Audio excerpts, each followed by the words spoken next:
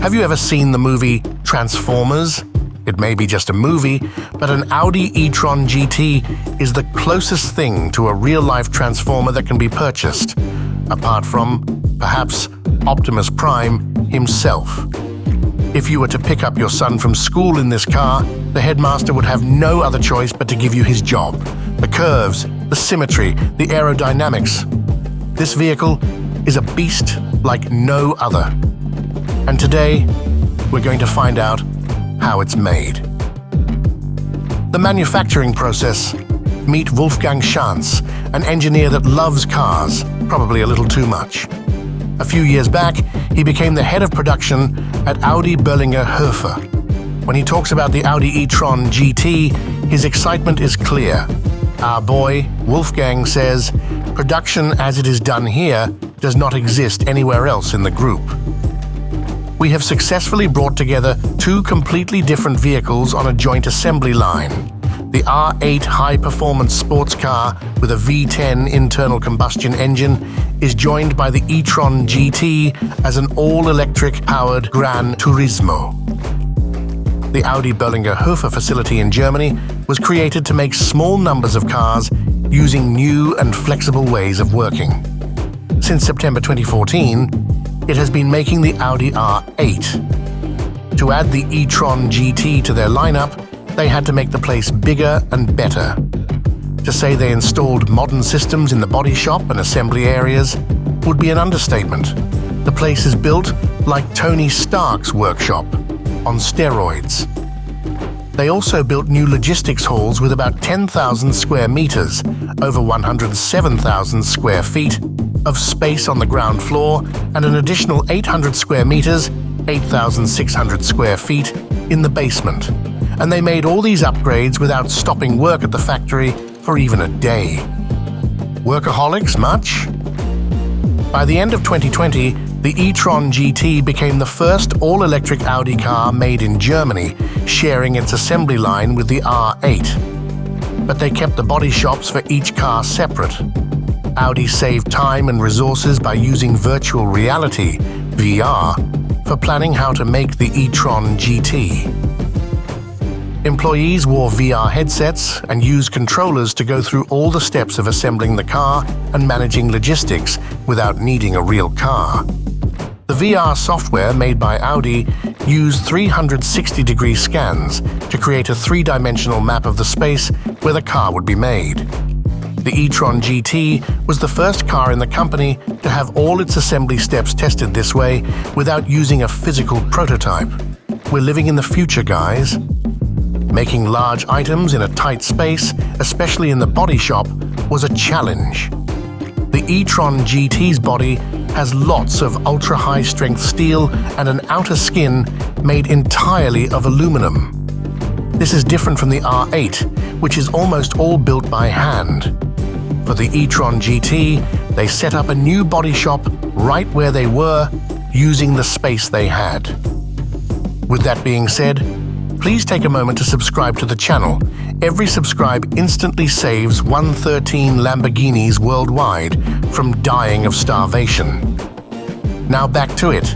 This new body shop has a line with 34 robots that do about 85% of the work, using 9 different ways to join parts together, like welding and riveting. The e-tron GT's body goes around this line twice, using the space as efficiently as possible. A key part of this setup is the two-way framer, which is a large machine that uses 10 robots and 32 tools to put parts together accurately. This machine makes it possible to produce the e-tron GT in such a compact space. Think smarter, not harder, is what I always say.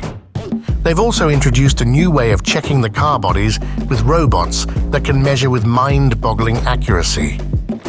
This system checks the car body's dimensions at up to 200 measuring points, ensuring everything is sourced to the max. Despite all the high-tech equipment, some parts of the process still need human hands. For example, in the mounting stage, skilled workers put on the fenders, doors, and hood. They need to be very careful to make sure everything fits perfectly and looks pristine. After the mounting stage, cars at this Audi factory move to the finishing area for one more close check by experts.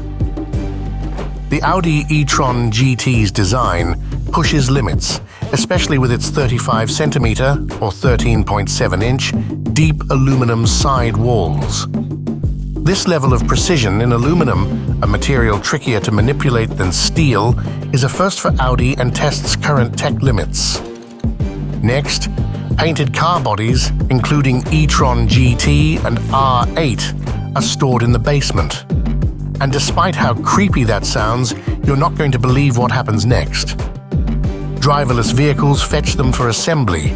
These driverless vehicles know where to go using digital maps and laser scanners, handling both car types and adjusting for worker comfort. Wild, don't you think? At assembly, Audi shows its knack for flexibility.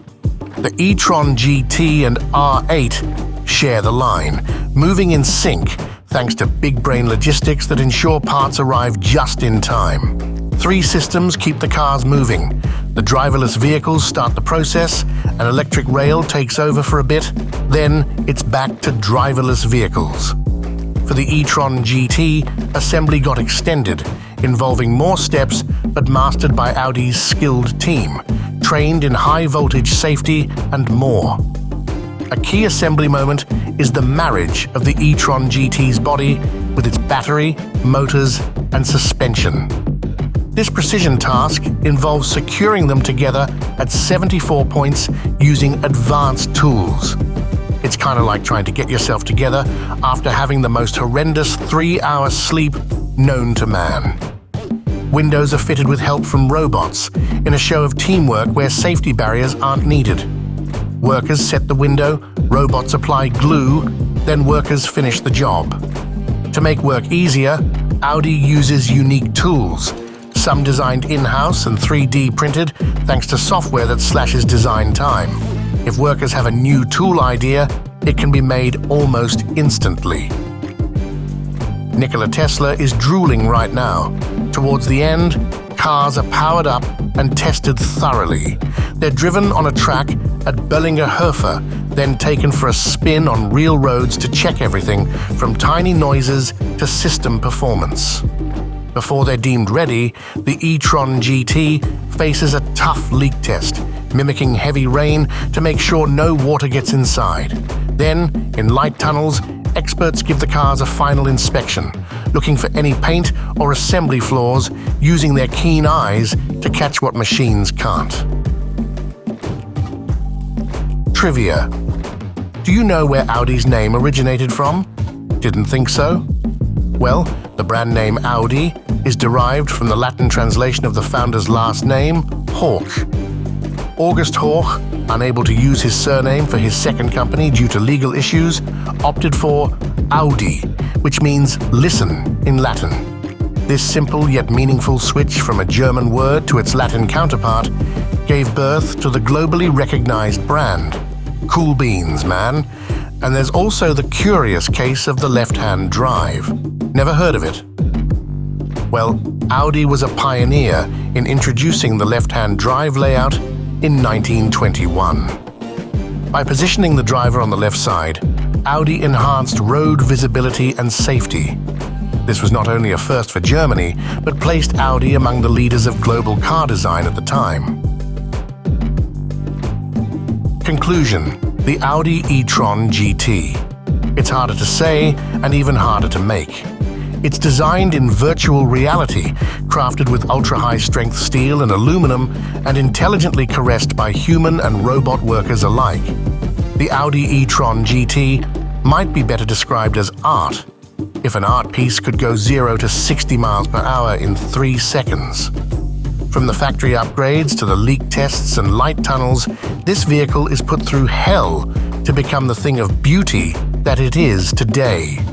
Isn't it interesting? And if you're interested in knowing how other things are crafted, which you probably are, let's face it, your next task is to watch our video on how the Porsche Taycan is built. But be warned, it might make you feel feelings you've never felt before.